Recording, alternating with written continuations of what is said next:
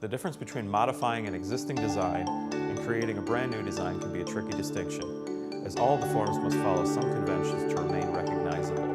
The Roman alphabet is still the Roman alphabet, and therefore must stay within certain conventions that have been standard for 2,000 years.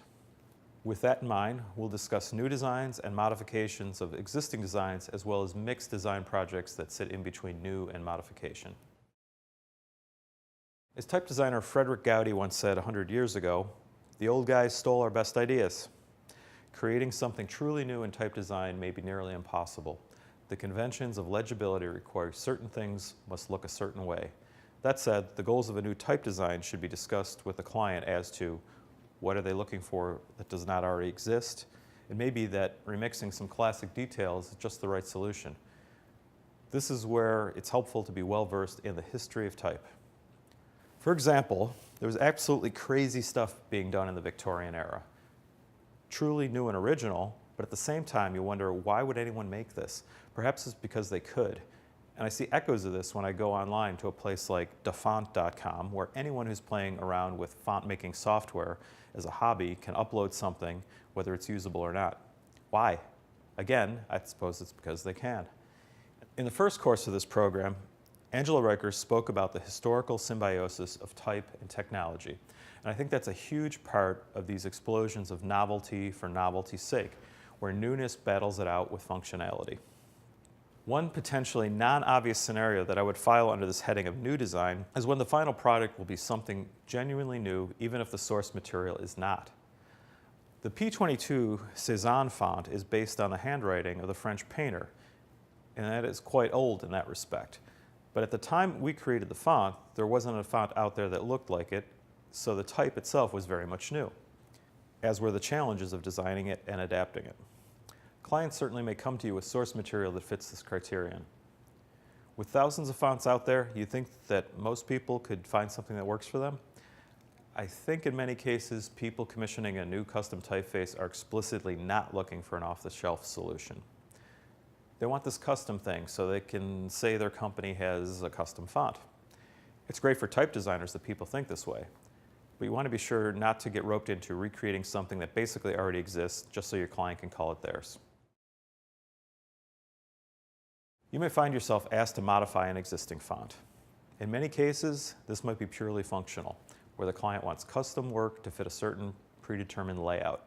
For example, this is a common request from newspapers, magazines, and book publishers. The brief may say that a 3-inch column has to fit a certain number of characters, with vertical strokes being a certain weight, or maybe a particular font is perfect for a book, but it can only be 200 pages, and they can't make a font any smaller or remove any images.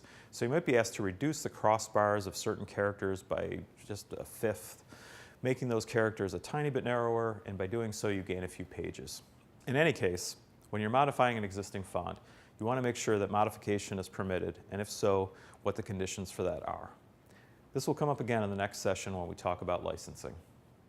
As an example, years ago, I got a call from another type designer, Cenk Diesel. He said, "Someone approached us about modifying your P22 constructivist font. Is that okay?"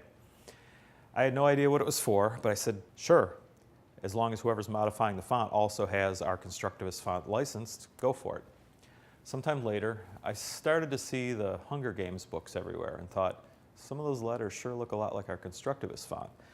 I ended up speaking with Cenk again and realized that this was the modification he had done. At first, I thought someone had just copied some of our letters, but those were just the ones that Cenk hadn't modified. And as it turned out, the publisher had already licensed our constructivist font, so that part was perfectly fine. Why they didn't want to use our out-of-the-box version of constructivist for their dystopian young adult novel, well, I can't say. But as I said before, it's not bad for type designers that people want new fonts. And if you're modifying a font, make sure you're modifying the right one. Someone might ask you to turn the Futura O into a square for a logo, which you could certainly do, but lots of foundries make Futura. You want to confirm which one your client has been using and has this in mind, and that allows for modification. Most jobs will blur the lines of new and modified. Many are presented as new font jobs that turned out in practice to be just modification jobs. If you're asked to design a brand new font, but it should look a lot like another font, it's good to know upfront why the client just doesn't use the design they want it to look like. Earlier, I mentioned that clients might want a custom typeface simply for the cachet of having their own typeface.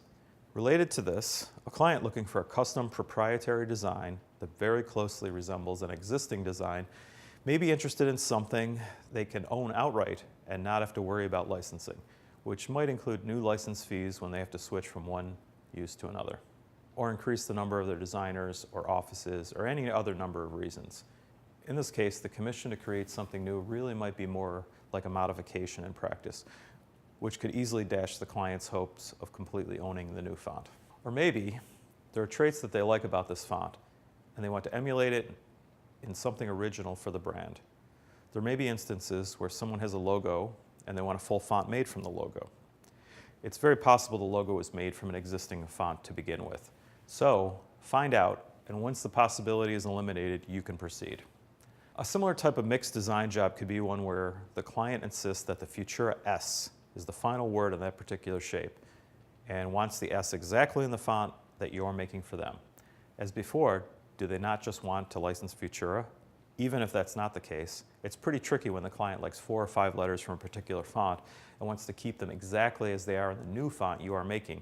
You can easily get into some muddy waters ethically, so again, communicate these issues to the client. Sometimes what a client wants might seem like a total mess. They want the S from the Futura, they want the Times New Roman T. And wait, you want a sans serif and a serif mixed together? What do you want? I've had people just throw out buzzwords at me as they point to unrelated characteristics that they like. In that case, you may have to guide the client a bit.